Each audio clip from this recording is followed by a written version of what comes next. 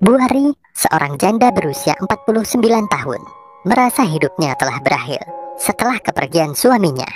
Namun, segalanya berubah ketika ia mulai merasakan kehadiran yang berbeda dalam hidupnya. Ketika dia mendapatkannya kembali dari keponakannya yang bernama Aji. Awalnya, Bu Ari dan Aji hanya memiliki hubungan yang biasa saja antara tante dan keponakan. Namun, seiring berjalannya waktu, kebersamaan mereka semakin sering terjadi. Bu Ari mulai melihat Aji bukan hanya sebagai keponakan, tetapi juga sebagai teman yang bisa diajak berbagi cerita dan dukungan. Perasaan Bu Ari yang tadinya hanya menganggap Aji sebagai anak sendiri, mulai berubah menjadi sesuatu yang lebih dalam. Bu Ari mulai merasa tertarik pada sosok Aji ini, tetapi juga merasa bersalah karena merasa hal itu tidak pantas. Sementara itu, Aji juga merasa terikat pada Bu Ari. Dia terpesona oleh kekuatan dan kebijaksanaan Bu Ari, yang membuatnya semakin terpikat pada wanita yang telah menjadi bagian dari keluarganya.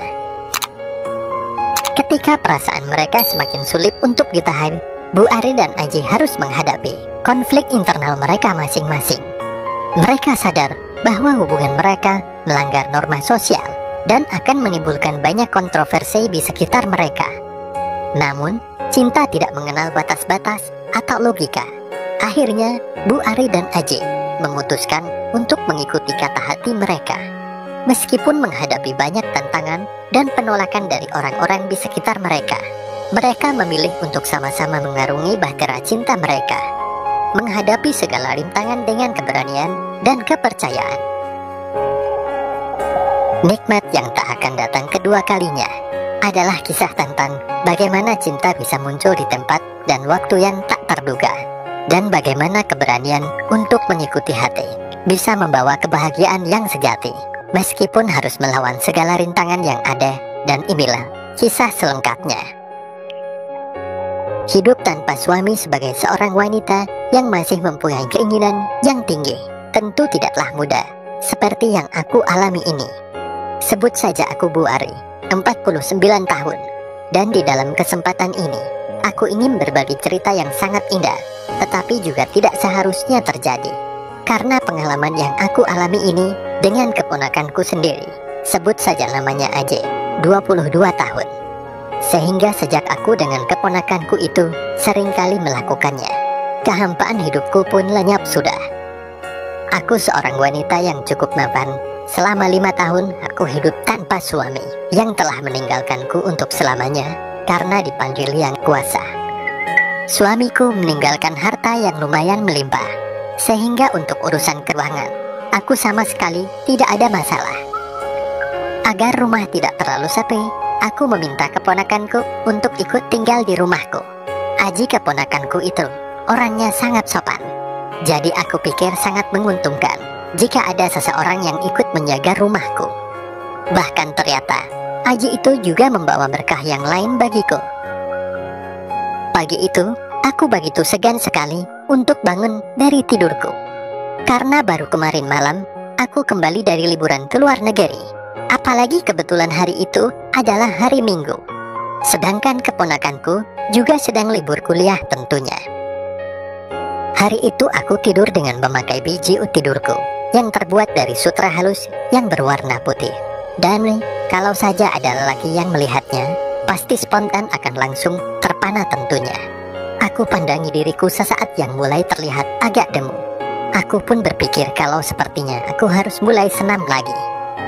Saat itu terlihat jam sudah menunjukkan di angka 10 pagi menjelang siang. Tetapi aku rasanya masih ingin tidur lagi. Akan tetapi ketika aku mulai terkantuk-kantuk lagi, tiba-tiba aku mendengar suara langkah kaki di depan pintu kamarku itu. Tidak lama berselang, terdengarlah ketukan pada daun pintuku. Mendengar adanya sedikit gangguan itu, aku pun tetap diam saja. Aku pikir itu mungkin salah seorang pembantuku yang ingin menggagalkan acara tidurku. Tante, tante. Oh walah, ternyata suara keponakanku, si Aji yang memanggilku. Mau apa dia? Gumamku. Namun aku masih tetap diam tidak menjawab panggilannya itu. Aku merubah posisi tidurku dengan menghadap ke langit-langit kamarku. Selanjutnya, aku pejamkan kembali kedua mataku. Ketukan di pintu kamarku itu terus saja terdengar berulang kali, disertai panggilan-panggilan dari Aji. Masa bodohlah, gumamku dalam hati sambil terus memejamkan mataku. Tidak lama kemudian, aku pun dibuat kaget sendiri ketika mendengar suara pegangan pintu kamarku itu mulai diputar. Aku melirik sedikit melalui sudut mataku. Kulihat daun pintu kamarku mulai bergerak perlahan terbuka. Selanjutnya, muncullah kepala Aji yang memandang ke arahku. Aku masih tetap berpura-pura tidur. Aku tidak mau diganggu dari tidurku itu pokoknya. Tante, suara Aji terdengar berbisil. Aku masih terus saja berpura-pura tidur. Ku pejamkan mataku semakin erat. Beberapa saat kemudian, aku tidak lagi mendengar suara apapun.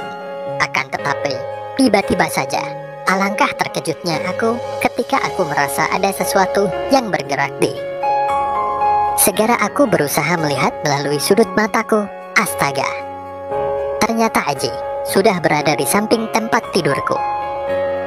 Dengan sorot matanya yang sedang tertuju mengagumi keindahan yang terlukis dari demikian, aku melihat tangannya sudah meraih bagian bawah demikian itu. Hatiku saat itu pun spontan jadi semakin berdebar-debar. Kulihat Aji beberapa kali menelan ludahnya. Dengan perlahan, Aji mulai bergerak semakin berani. Dek-dikduk, detak jantungku semakin berdebar tak karuan. Mau apa dia? Pikirku kala itu, tapi aku terus saja berpura-pura tidur.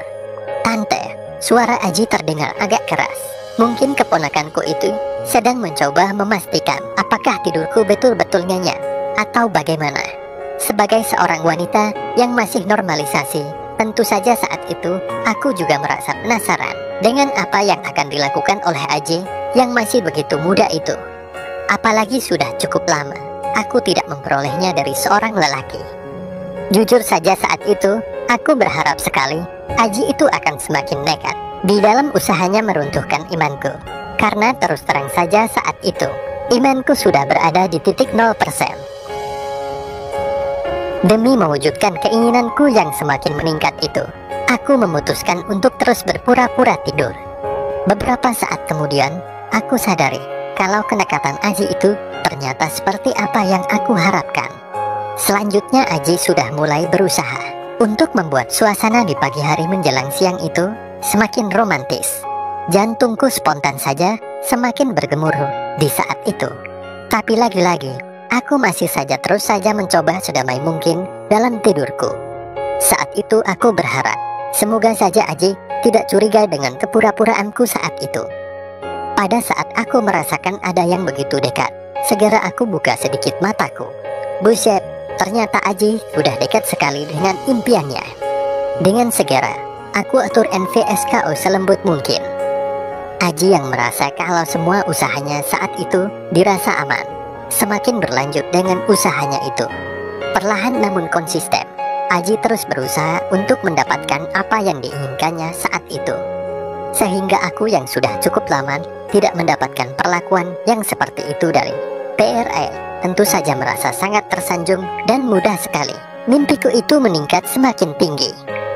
Hari itu, aku merasa benar-benar sangat merindukan kasih sayang dari seorang PRL. Aku pun memutuskan untuk terus diam sampai saatnya tiba. Aji sepertinya sudah tidak lagi memikirkan resiko apa yang akan dia dapatkan saat itu. Aku sudah dia perlakukan layaknya istrinya saja. Sebenarnya aku sudah ingin mengeluarkan suara-suara indahku akibat dari apa yang dikerjakan oleh Aji itu. Tapi aku takut kalau nantinya malah membuatnya ketakutan dan menghentikannya. Dengan berat hati akhirnya aku pun menerima semua yang menyenangkan itu dari Aji dalam diam. Ternyata dengan diamnya aku itu membuat Aji semakin berusaha membuat dirinya dan diriku berbahagia. Sungguh tidak aku bayangkan sebelumnya kalau ternyata keponakanku sepintar itu. Dan yang tidak pernah terpikirkan olehku adalah ternyata keponakanku selama ini memendam keinginan yang begitu besar terhadap aku. Semakin lama, aku pun semakin tidak kuasa untuk terus bersandiwara. Aku harus mengakhiri sandiwaraku itu. Aku sudah sangat terbawa dalam suasana romantis yang diciptakannya. Segera saja aku buka kedua mataku, seraya berusaha untuk duduk dan berkata, "Aji, ngapain kamu? Akan tetapi, sungguh tidak aku sangka, kedua tangan Aji spontan menekan pundakku, sehingga aku pun kembali terbaring. Dan dengan tidak membuang-buang waktu lagi, Aji langsung melanjutkannya. Aku masih saja berpura-pura menolak, akan tetapi Aji juga tidak mudah menyerah. "Maafkan saya, Tante," ucap Aji seraya memandangku dengan pandangan penuh pengharapan. "Kamu kan masih muda, Aji, sedangkan Tante ini kan sudah tua," sahutku seraya tersenyum. "Tapi saya sudah lama suka dengan Tante. Saya janji akan membuat Tante bahagia," jawab Aji dengan serius. "Kamu ini, Aji, ada-ada saja." "Ya sudahlah, terserah kamu sajalah," sahutku masih pura-pura jual mahal, seraya menghela nafasku dengan panjang. Padahal sebenarnya aku sudah sangat mengharapkan agar Aji itu segera menyirami kekeringan yang selama ini aku rasakan dan aku tanggung sendiri. Mendapatkan jawabanku yang seperti itu, Aji pun seperti mendapatkan lampu hijau. Alangkah terkejutnya aku ketika kami berdua sudah bersiap akan ke sesi yang lebih jauh. Aku mendapatkan pemandangan dari keponakanku itu dengan nyata di depan mataku.